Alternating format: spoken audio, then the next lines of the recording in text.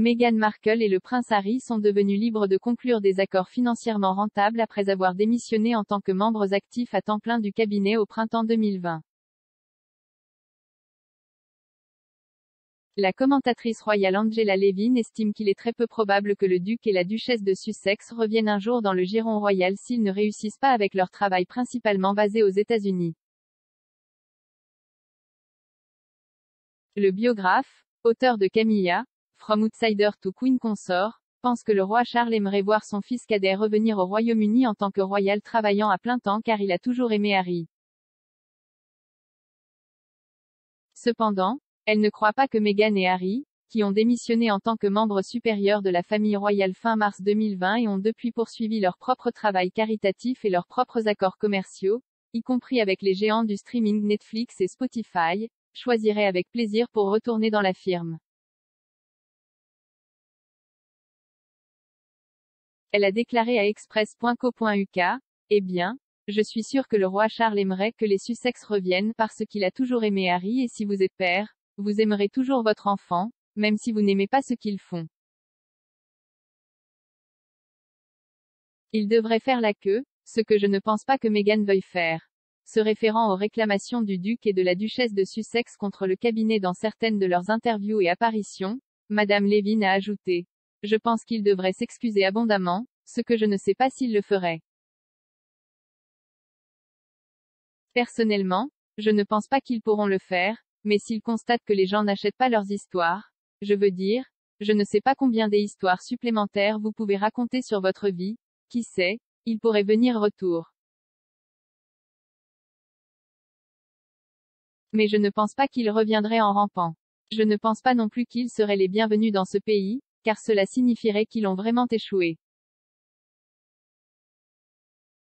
Express.co.uk a contacté des représentants du duc et de la duchesse de Sussex à Archewell pour commentaire. Le lancer d'œufs du roi Charles rappelle les souvenirs d'une tentative d'assassinat. La récente réaction du roi Charles à se faire jeter des œufs sur lui a rappelé aux fans royaux la tentative d'assassinat de 1994 au cours de laquelle le nouveau monarque a également semblé indifférent. Plus tôt cette semaine, des foules à York ont hué l'activiste Patrick Tellwell alors qu'il tentait de lancer des œufs sur le roi Charles. Sa Majesté a semblé calme lorsque l'incident s'est produit et un lecteur labial a affirmé qu'il avait simplement dit « c'est bon, continuons » en regardant les morceaux d'œufs éclaboussés sur le sol. La réaction calme du roi Charles à l'événement a rappelé aux gens son calme lors de sa tournée royale en Australie en 1994, lorsque le roi a entendu des coups de feu mais n'a même pas réagi. Le roi est monté sur un podium à Sydney Darling Harbour lorsque l'étudiant de 23 ans, David Kang, a tiré 2 balles à blanc sur le royal lors d'une démonstration et a tenté de se précipiter sur la scène. Personne à l'époque ne savait qu'il était vierge, et le chaos s'est assuré alors que plusieurs personnes tentaient de couvrir le roi et de le mettre en sécurité. Monsieur Kang a depuis déclaré que son raisonnement pour la fusillade était une protestation contre le traitement réservé par l'Australie à plus d'une centaine de demandeurs d'asile cambodgiens détenus dans des centres de détention du pays. Le roi Charles perpétuait l'héritage de la reine en s'acquittant de fonctions importantes. Le roi Charles est sur le point de poursuivre l'héritage de la reine en ajoutant 6 autres personnes à l'ordre du mérite.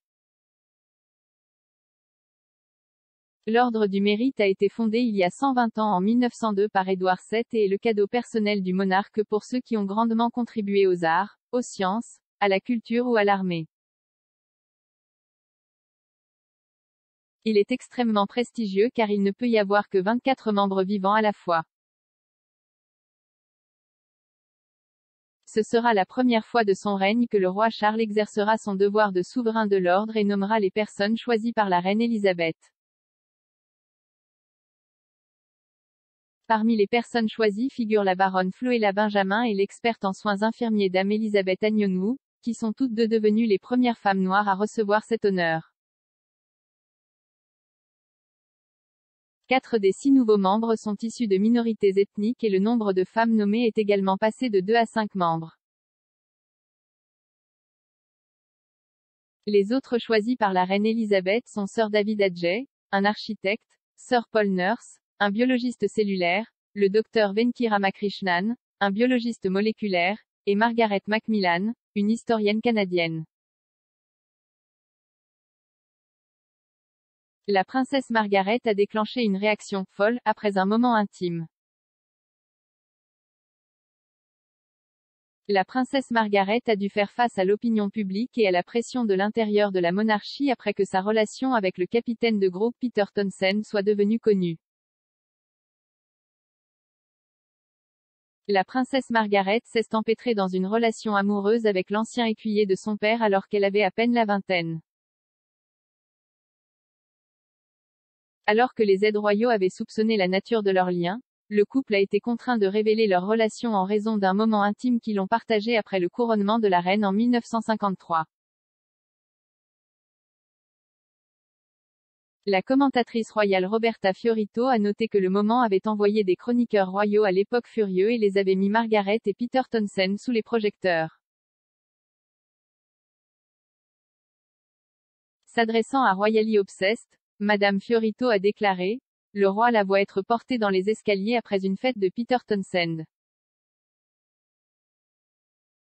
Les valets de pied sont tous définitivement au courant, il y a des moments où il y a des pique-niques, lui et Margaret sont allongés ensemble sur leur propre couverture à Balmoral. Mais le public ne l'était vraiment pas parce que ce n'était pas bizarre pour Peter Townsend d'être autour de la famille royale à tout moment. Il n'est qu'un écuyer, pourquoi penserait-il différemment? Les chroniqueurs de Potin NY ont pensé qu'en 1953 quand il y a ce moment après le couronnement de la reine. Elle a poursuivi, elle enlève soit un morceau de peluche, soit elle enlève de la saleté de sa tenue et les journalistes la repèrent. La presse devient folle parce que ce moment intime. Ils ont bondi. Cela a déclenché le tourbillon et la pauvre Margaret, de repenser à tout ce qu'elle a dû traverser en 1952, son père décède à un jeune âge, sa sœur devient reine. Ils doivent déménager de Buckingham Palace à Clarence House, la reine doit déménager de Clarence à Buckingham.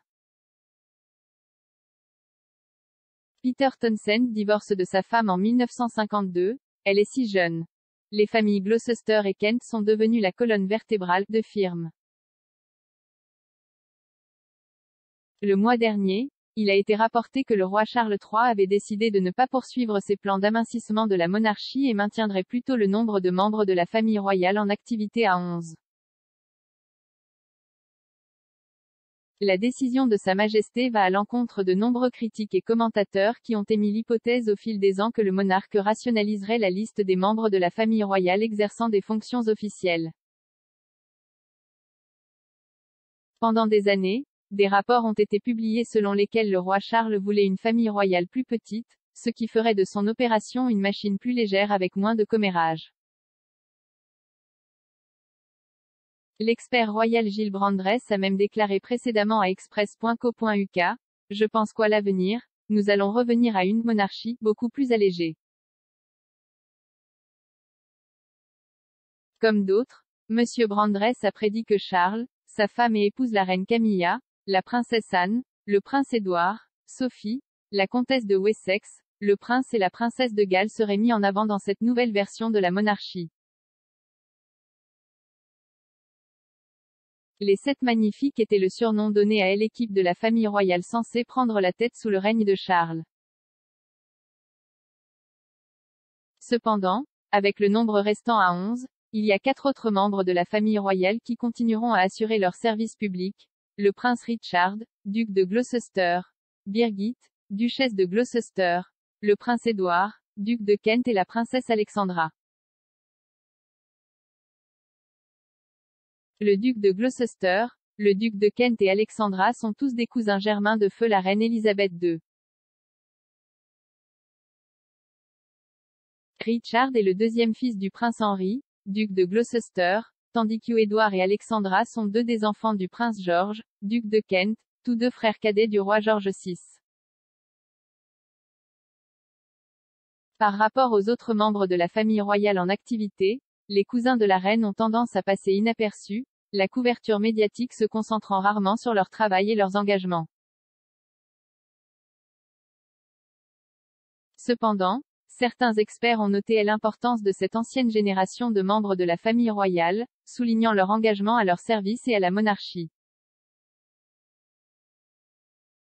Marlene Koenig, une historienne qui a passé plus de 40 ans à faire des recherches sur la royauté européenne, a décrit les Gloucesters comme l'épine dorsale de la famille royale, notant en particulier l'introduction inattendue du duc dans la vie d'un membre de la famille royale. Meghan Markle ne croit pas à la monarchie car ce n'est pas dans son sang. Meghan Markle ne croit pas à l'institution de la monarchie parce qu'elle est née dans un pays où la royauté ne fait pas partie de son héritage, estime un auteur et historien royal. Le docteur Tessa Dunlop, auteur du livre récemment publié Elizabeth and Philip, A Story of Young Love, Marriage and Monarchy, a comparé comment deux étrangers à la famille royale, le duc d'E accent aigu d'Imbourg et la duchesse de Sussex, sont sortis après avoir rejoint l'institution en mariage. Dans son livre, le docteur Dunlop a mis en garde contre le fait de présenter le prince Philippe comme une victime car, au cours de ses premières années au sein de l'entreprise, il n'était parfois pas pleinement adopté par les courtisans ou même les membres de la famille en raison de son enfance disloquée, relativement pauvre et réputation de Philippe le Grec. Elle a écrit, coïncidant avec le départ de son petit-fils, le prince Harry, et de sa célèbre épouse américaine, Meghan, de la même famille royale en 2020, des parallèles maladroits étaient inévitables. Mais c'est une erreur de présenter Philippe comme une victime, sa formation année ont été un terrain d'entraînement vital pour évaluer la monarchie britannique. Expliquant pourquoi elle pense que, malgré leur statut commun d'étrangers à l'entreprise, tout donné à LE accent aigu étranger, Meghan et Philippe sont entrés dans la famille royale avec deux états d'esprit très différents, le docteur Dunlop a déclaré à Express. Co.uk, la différence est que Philippe comprenait et croyait en monarchie, parce qu'il est né royal. Il a donc adhéré et compris à l'institution dans laquelle il entrait par mariage. Kate dévoile de nouvelles règles alors que la princesse frustrée se concentre sur elle et non sur ses causes. S'exprimant lors du récent épisode du Royal Roundup du Daily Express, le correspondant royal Richard Palmer a révélé que la princesse de Galles était vraiment frustrée alors que l'attention finit par se détourner des causes qu'elle essaie de mettre en évidence. La réclamation intervient alors que le palais de Kensington a confirmé cette semaine qu'aucune information supplémentaire ne sera fournie à l'avance sur la tenue et les accessoires que la royale portera lors de ses sorties. Monsieur Palmer a déclaré à l'animatrice Pandora Forsyth, Kate est une femme très sérieuse et elle essaie d'apporter des changements dans ce pays. En particulier, pour les enfants mais aussi pour briser le cycle des problèmes de santé mentale que les gens développent souvent dès leur plus jeune âge. Personnellement, j'aimerais juste, quand elle dit quelque chose d'intéressant, j'aimerais que nous, vous savez, je pense que nous devrions écouter. Madame Forsyth a demandé à Monsieur Palmer si Kate se sent cela elle-même en ce sens qu'elle dit tous ces messages importants mais que les gens se concentrent plutôt sur les moments parfaits.